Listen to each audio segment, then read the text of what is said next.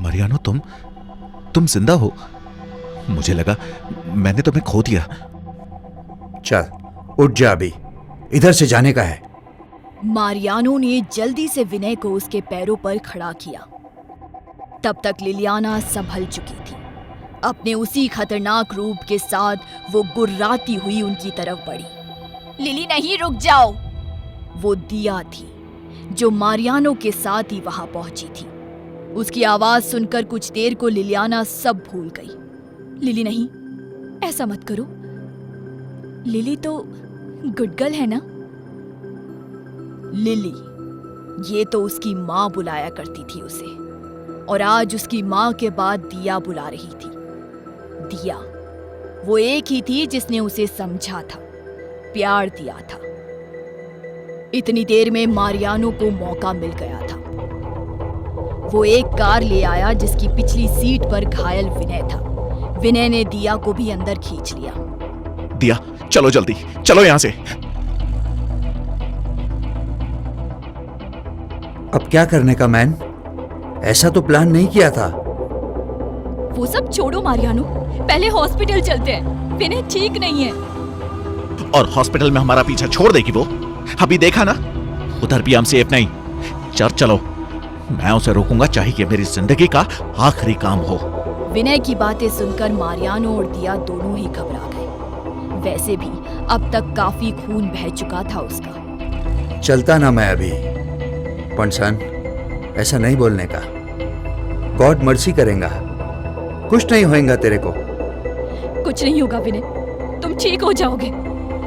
और मारियानो ने car church की दिशा में मोड़ दी। हालांकि अभी रात थी और ग्रहण सुबह लगने वाला था। वो चर्च पहुंच ही गए, पर लिलियाना भी उन तक पहुंच गई थी। वो अंदर जा ही रहे थे जब वो उनकी कार पर कूदी, लेकिन कार चर्च की हद में आ चुकी थी।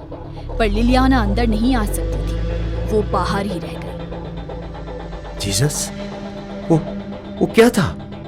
हम टाइम पर पहुंच गए। वो हमारे पीछे ही थी, पर अब शायद बाहर ही रह गई। मैं सुबह से पहले आप सबको एक्सपेक्ट नहीं कर रहा था। ग्रहण सुबह 9:20 से स्टार्ट है। अभी क्या करेगा फादर? वो एविल गर्ल पिच्छू आता था, चर्च तक फॉलो किया। हम अभी उसका कुछ नहीं कर सकते। रात का समय है, इसलिए अभी उसकी शक्तियां अपने चरम पर हैं। और फिर मैं अकेला हूं।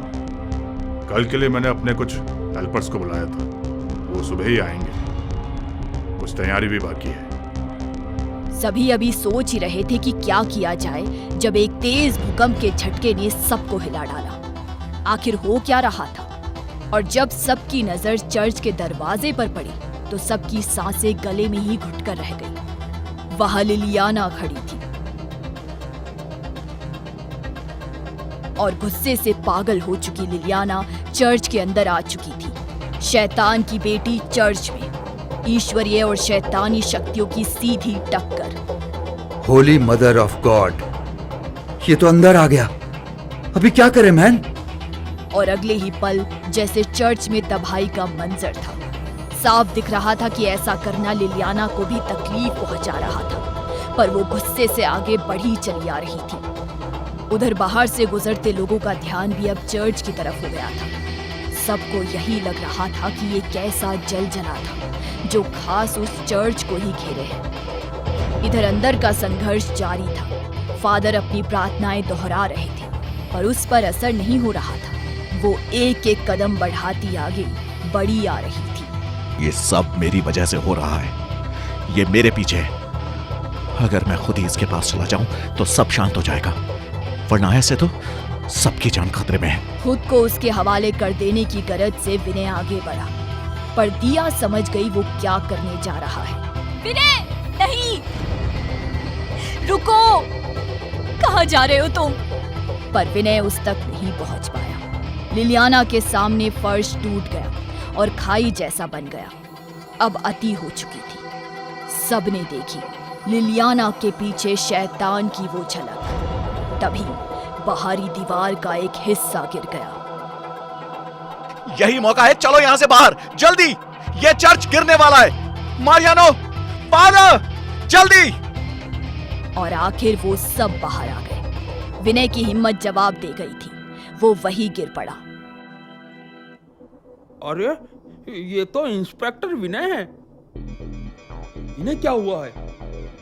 हो क्या रहा है सब इतनी देर से?